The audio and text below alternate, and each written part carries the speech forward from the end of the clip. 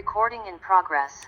So the next social identity we want to talk about is age, which can also be used as an identity. So that means in the society we have, we can identify you based on your age.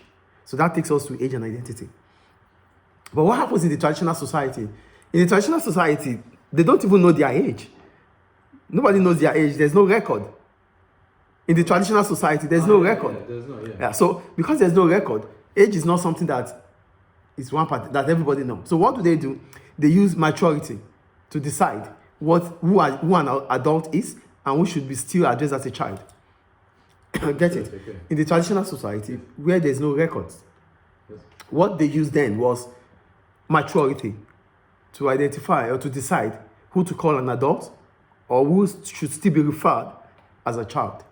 Do you get it? Yes. So there were three main stages in men's life then. We have you as a child, you as a warrior, as an elder. Are you with me? Yeah. So what does this imply? So the initiation to adulthood may come through tests of strength or being able to carry out with adult responsibility. So if you are going to be referred to as an adult, it would have meant that you have that maturity and you can carry on with the responsibility of being an adult. So in as much as you are capable of carrying out that responsibility, yes, you'll be referred as an adult. But if you can't, then you are still a child. Okay. Do you get the point here? So, but in the modern day society, in the modern industrial society, in modern industrial society, a great emphasis is placed on age in terms of years. So children become adults at a specific age. Mm-hmm. Do you understand? So in the modern industrial society, it is not the same as traditional society.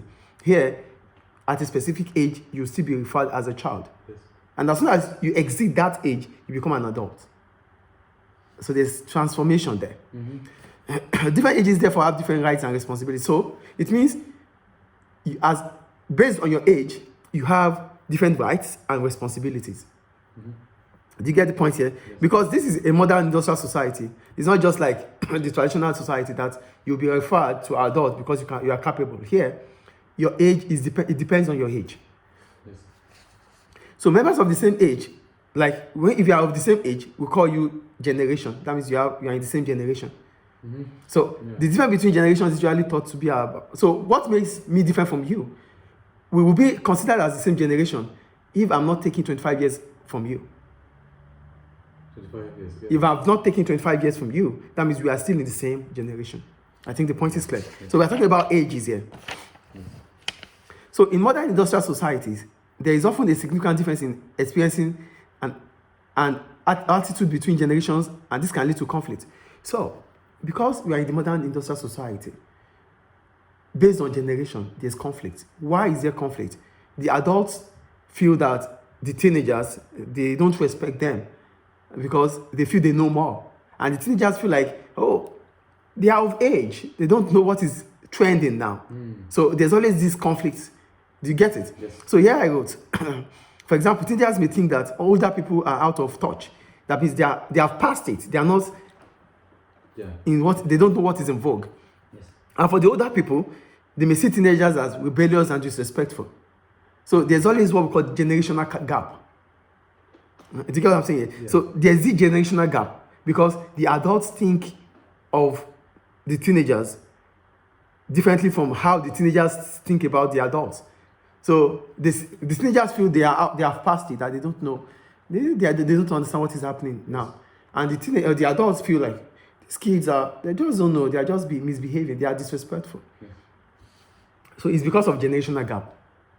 Yes. That is one of the problems about age and identity within the society. I think it's clear. Yes. So we go to adolescence. So for adolescence, this is a period of growing up between childhood and adulthood.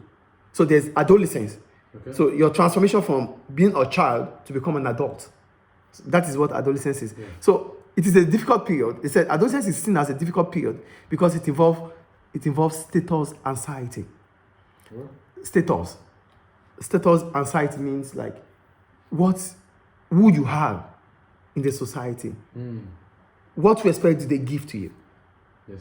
Do you get? So for this status anxiety, we can have it as ascribed or achieved. Okay.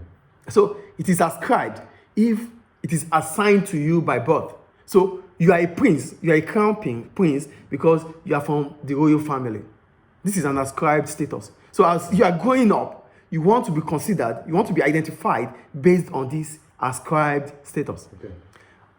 But these days, we talk about achieved status, which means you are able to get it, you earn this, you earn it through merit, Yes.